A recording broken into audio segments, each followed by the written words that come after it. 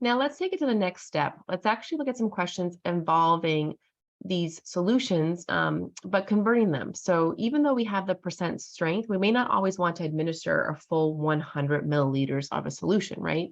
So we're going to look at those examples then. How do we adjust for that? So let's say a doctor's order states 25 milliliters of an 8% strength solution. Well, 8% strength solution refers to 8, let's say, grams or milliliters, whatever we're doing of that drug for 100 milliliters total. Well, I don't want 100 milliliters. I only want 25 milliliters. So what we can do here is set up a proportion to help us figure out how much medication should actually be used. So in this case, we're going to set up a proportion. Again, I know the known part goes first, and then my unknown part will go second. So I want to have 25 milliliters here, but I don't know how much of the drug I should use. So I set up that proportion. I'm going to go ahead and cross multiply. When I do, I get 100x. And then here I have 8 times 25 going across, and that's going to be 200. And if I divide both sides by 100, I have x equals 2. So let's say this was in grams. Then we would look at 2 grams here for medication or for that pure drug piece. So if something is an 8% solution, but I only need to administer 25 milliliters, then in that 25 milliliters, we would dissolve 2 grams of the actual drug. Here we have sort of the opposite question. So 10 grams of a drug are mixed in 25 milliliters of solution. What is the percent strength of this medication? So we're kind of going the opposite here. So what do I know? I know I'm taking 10 grams and I'm mixing it in 25 milliliters. When we're talking about percent strength, again, think about percent. That denominator is always 100. So we're going to go with 100 as my denominator. And again, my numerator is X. I want to know how much of the drug I'm actually administering now. When I cross multiply, I have 25 times X equals 100 times 10. That's going to be 1,000. And then I'm going to go ahead and divide both sides by 25. And when I do that, I get that X is equal to 40. So think about what's happening here. If X is 40, that means I'm looking at 40 grams out of 100 milliliters. So percents are out of 100. So what's the percent strength here?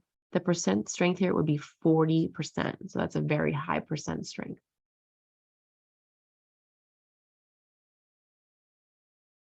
All right, let's look at another one. So the doctor has ordered a 15% saline solution to be prepared. So 15% means 15 out of 100. And we're looking here for how many grams of pure drug will need to be administered if we only really need to make 35 milliliters of solution. So again, your solution part is on the bottom. It's in your denominator. And then the numerator here is always your pure drug piece. So if you haven't seen that pattern yet, that's what we're doing for these questions. So our part is really our pure drug, and then the total is that total solution volume. So here my volume for the solution is going to be 35. And again, I'm looking for that numerator.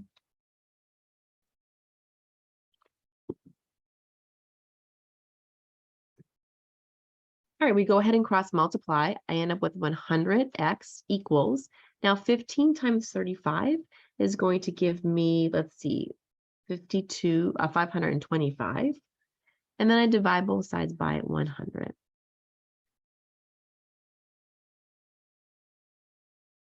So I'm looking at 5.25 here as my pure drug amount. Now, make sure things make sense, right? So notice here that out of 100 milliliters, I had 15, and 35 milliliters is smaller. So I am expecting a smaller amount for my medication. And this makes sense. If I look at 100 to 35, it's about a third, right? 35 is about a third of 100. So, 15 divided by 3 is about 5, right? Again, we're rounding here. We're not quite at a third, but we're about there. So this makes sense. So you really want to think about, does my work make sense here as well? And same thing up here, right? We were going from 100 milliliters to something smaller. So I do expect my pure drug amount to go down as well. If I was going to something bigger, so maybe you had to administer more than 100 milliliters, then I would expect the pure drug amount to go up as well in that case. So it's always a good idea just to check, make sure your answer makes sense. And that's really important, right? If you're administering these drugs and you make it wrong, you write something backwards, it could be potentially, obviously very bad, make a patient very sick, and hopefully that's the end of it. But you want to check. So does your answer make sense? Is it going in the right direction at least? And here it is. And same thing here. We're starting with 25 milliliters. We're going up to 100. It does make sense that that medication amount would get bigger in that case.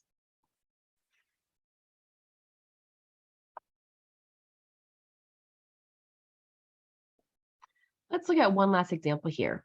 So a 7.5% solution has been prepared. So question A, how many grams of medication are in the 7.5% strength solution? So don't overthink this. The answer is going to just be 7.5 or 7.5 grams. So remember, given the percent here, the number represents the amount of medication, typically in grams or potentially in milliliters if it's a liquid medication. And then because it's a percent, it's always out of 100. So that 7.5 is your grams. How many milliliters of solution are in the 7.5% strength solution? And again, we're not doing anything different here. We're not converting yet. So it's just going to be 100 milliliters, right? If we're talking about percents are out of 100. So that would be our first answer. Now for express the solution as a simplified ratio. All right, so again, we're part to total. So we're looking at 7.5 out of 100, or you can do 7.5 out of 100. You can use either form that you want here. It really doesn't matter as long as you convert one of them over to be simplified. So if you want to use the decimal form, we can do that. We're going to go ahead and change this, move it one spot to the right. So this also goes one spot to the right. So you're starting with 75 out of 1,000. And then you do have some simplifying to do here, right? So maybe start by dividing these both by 5. Or actually, let's use 25. That's pretty easy too. So 75 divided by 25 is going to be 3. And then 1,000 divided by 25 is going to be 40. And then if I look again, I don't see anything else that's going to work there. So that's as simplified as we can go. So that ratio is going to be 3 to 40. And again, if you prefer to try the fraction form, you're going to go ahead and start by converting that over to a mixed number. So you're using 15 halves over 100. And then you can keep going from there. I'll let you try that one at home, and you should still get the same 3 out of 40. How much of a pure drug is needed to create 35.5 milliliters of solution? Now, you could use the simplified ratio as well if you want to. I like to just start with the original. So I'm going to use 7.5 out of 100. And I'm going to only 35.5 milliliters here. So I'm going to go ahead and start that way. And I'm going to go ahead and cross multiply. Now, I like to use the original as well.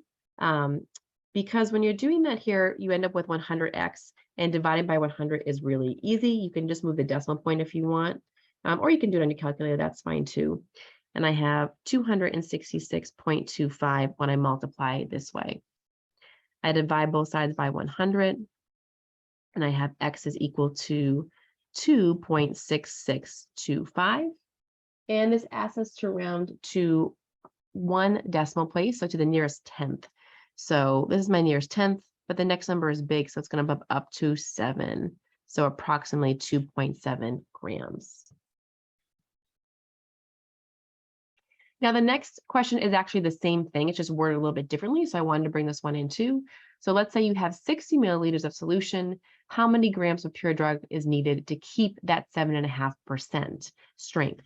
So again, you're keeping that 7.5% strength, and you have 60 milliliters in this case.